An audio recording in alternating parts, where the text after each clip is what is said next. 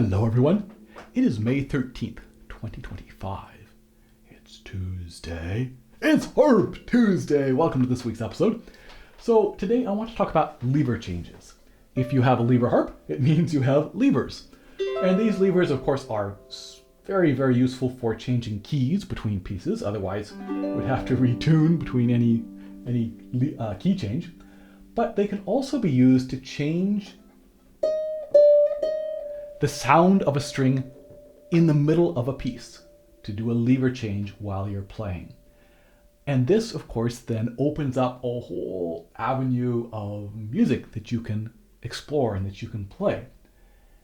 And yet I think there's also a lot of music written for the lever harp that doesn't have any lever changes. So sometimes maybe we get used to playing without any lever changes, and then of course if it's something you never do, it's always hardest and most intimidating when you first start tackling a new skill and trying to learn something new. And so lever changes maybe become a bit scary and intimidating, and you say, no, I'm not going to try this piece because it has a bunch of lever changes. And yet, once you get comfortable with lever changes, as I say, it opens up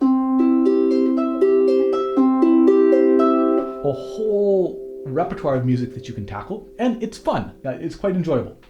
So that's what we're going to talk about today, is sort of how to get into changing levers and some advice on learning how to feel comfortable with lever changes.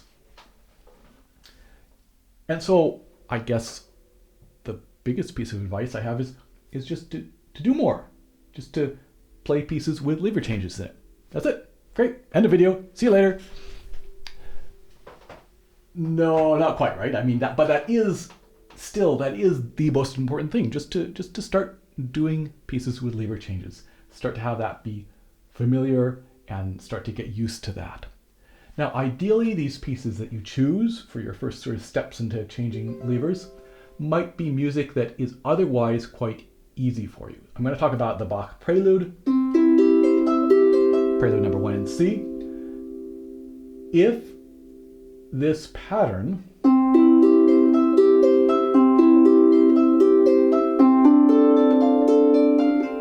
if that's hard without any lever changes, right? We haven't thrown any lever changes in there yet. It's maybe not the ideal piece to tackle yet. Whereas if physically it feels very easy, then that's great, because that leaves us, we're not caught up in trying to play the notes. It leaves us some chance to focus on what's new and potentially a bit difficult, adding the lever changes in. So again, ideally you're looking for music that the physical part of playing the notes and coordinating the hands is not so bad, and then you're just trying to add in some lever changes. And so that could be, I love the O'Carolan's there, whether or not it was really written by O'Carolan, but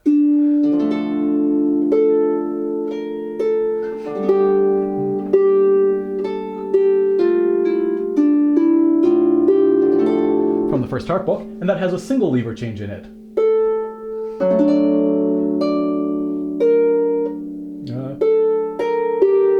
And that F sharp goes up, and then later it goes down again. So that can be a great way to, something like that might be a great level in terms of what it is you're starting with. And I would say there's kind of two strategies you might try employing. And one would be kind of dipping your toe in the water of lever changes. So something like O'Carolan's Air, which has that single,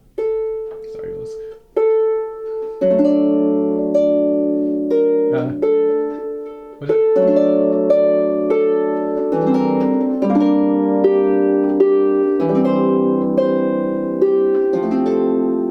It has that single lever change in it. That might be great, looking for a few pieces like that. Just kind of, as I say, dipping your toe in the water, seeing it's not so cold. It's okay. It's okay. Another strategy, of course, just like trying to get in the ocean or something, is to just jump in the deep end and choose a piece with a lot of lever changes. So a piece I really like as an introduction to lever changes is the Bach Prelude number 1. Because again, these patterns are kind of nice in the right hand.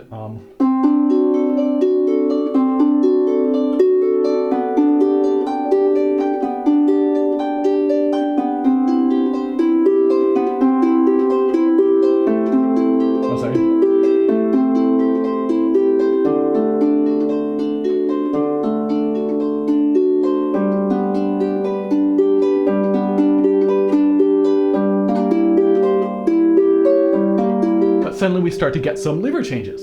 And there's quite a few of them. It's not completely overwhelming, but there's a lot. And so a great way to kind of get over that hump of lever changes, and to see that it's fun and it's doable.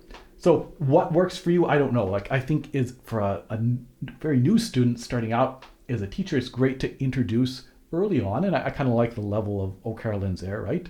At that point, you're maybe doing some crossing over and under, you're doing potentially some rolled chords, but it's not super, super hard or anything.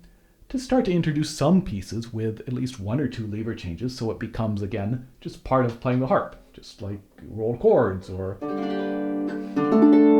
harmonics, just kind of introducing them. But for you, wherever you are right at this moment, if you want to do more lever changes, what makes sense for you? I don't know. Like, maybe you like the idea of not too many lever changes, or maybe you like the idea of just jumping into a piece with a whole bunch of lever changes.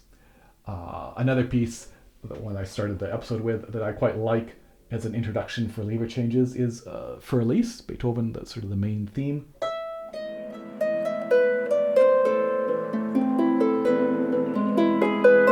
There's this nice little D sharp, and then there's some G sharps and naturals that have to be changed. I've arranged it in my book, 5 Solos for Lever Harp, but I think there's a number of other arrangements as well, so you might already have a copy of it. And yeah, just a nice piece, a lot of people are familiar with. Physically, it's not so challenging to play, but there are these lever changes. And it's maybe, not quite as hard as the Bach Prelude 1, but certainly more involved than a piece such as O'Carolan's Air with just a single lever change. So yeah, just finding some pieces with lever changes and doing them. Now, what about some sort of practical things in terms of, okay, great, I want to do these lever changes. How can I practice them? How can I get better at them? And so I would say one of the things to do is practice just the left hand, because generally it's the left hand that's changing the levers. Sometimes the right hand can reach over, but that's not so standard. So for example, in O'Carolan's Air, I think we end with this, and we change the F to sharp, and then we play this chord. If we're getting advanced, we might try to muffle that F because we're changing it. But to start with, I wouldn't worry about that at all, but just to practice this movement, so that you're practicing what the left hand is doing. And so I think a really important thing to try and do is when there's a lever change coming up, as soon as the left hand plays the last thing it's doing before that lever change, so in this case a chord, you want to move to that note. Imagine that it is a connected note, just like we might connect. We're connecting this to the lever change, even if we're not going to change it right away, even if maybe we're going to wait a little bit. We want to get used to that movement directly to the lever change. I think that's really, really important. Instead of here and then later on, oh, I'm supposed to be here. Might as well do that movement right away, because there's no advantage to just hanging out here. You finish, and might as well let the momentum of playing move you to that next lever change, right? And so I think that is something that's really nice to practice with just the left hand. You can see also I'm looking at the lever in advance. That's something to be aware of. Vision is quite important. So again, in some cases, you might have to memorize a section with lever changes, right? If I'm doing, I could actually have this set already, but later on, if I have to come up and find it, I have to look. Again, there's this visual aspect that we really have to look to find the lever. And so again, if I'm playing this chord, if I'm looking at my hands, it's not as easy as if already I'm looking up at the F, and then naturally my hand can go there easily. So really using the eyes sometimes to lead in advance. And then thinking about also the lever change as another note, as a pulse.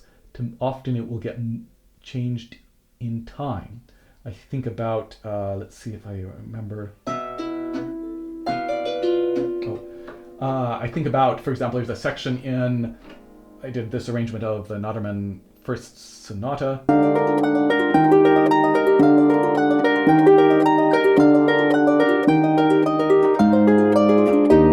So it's like,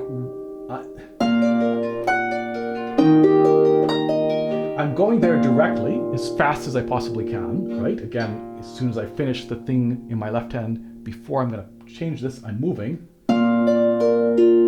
But I'm changing it on the beat. I immediately go from here to here. And I change this on the beat.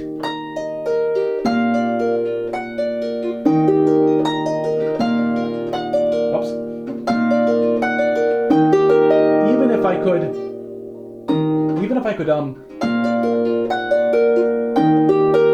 change this earlier, for example, I have time, by changing it on the beat, it's halfway between this note and this note.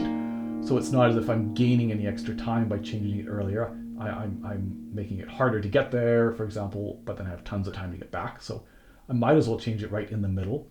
And it makes it become part of the piece. Again, the lever change is like another note you're playing. It's another part of the piece. We don't hear it specifically, right? But it is a motion that is in the piece, and oftentimes we can have it be with a pulse. Sometimes not. Sometimes maybe we play and immediately change just right as soon as we possibly can when it's fast. But when it's possible to have that sense of, you know, something where you're going,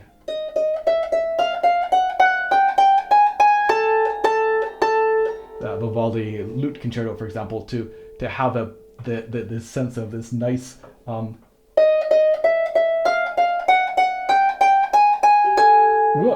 natural.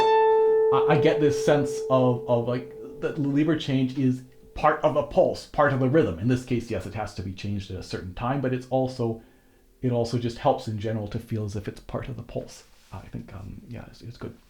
And finally, you can just practice speed. Again, let's say you're doing, Caroline's there's not a great example because again, we kind of hear this get changed, but let's say again that we had to play this and then come up and change this F to sharp. So you can just practice how quickly can you do that, right?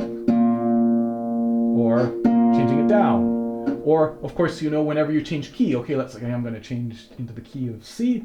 I'll try to change that as quickly as I can. Of course, when you go down, being aware that you can often change multiple levers at the same time, right? That can be good practice as well. But again, I think really it all comes back to just practicing, just doing it, and choosing some pieces with lever changes and just practicing it.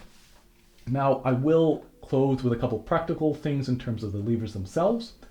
Some levers are definitely easier to move than others. And not even, so these are Kamak levers, they feel very nice, they move quite nicely, but as you get down to some of these lower ones, it requires a bit more force than it does up here on the smaller strings. And that's just, I think, a matter of the bigger strings requiring more force to move. At the same time, also, it could be that maybe you could have one that's a bit too tight, so you can loosen or tighten the how stiff they are to move. If you find that your levers some of them feel easier to move than others, that's a sign that probably you could do something to make the stiff ones move more easily, whether you want to try and do that yourself or talk to your local friendly harp tech. But yes, so some levers in general, like some brands of levers are maybe easier to move than others, but then even within levers, all levers of the same brand, it might be that some are feeling stiffer or easier to move than others. And again, as I say, that's a sign that something could be done to make them all feel a little bit easier.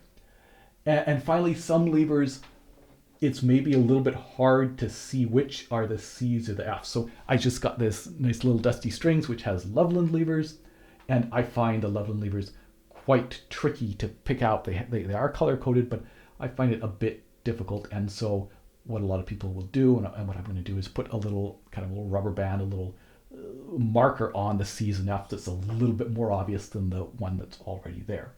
And so that, again, can just make life easier for you. So there you have it. I encourage you to find a piece that has lever changes in it and start working on it, because again, I think it just unlocks this fantastic possibilities of new repertoire and beautiful music. And as I say, it's fun to do. So I hope you enjoy that, and I will see you in a couple weeks for another episode of Harp Tuesday. Cheers.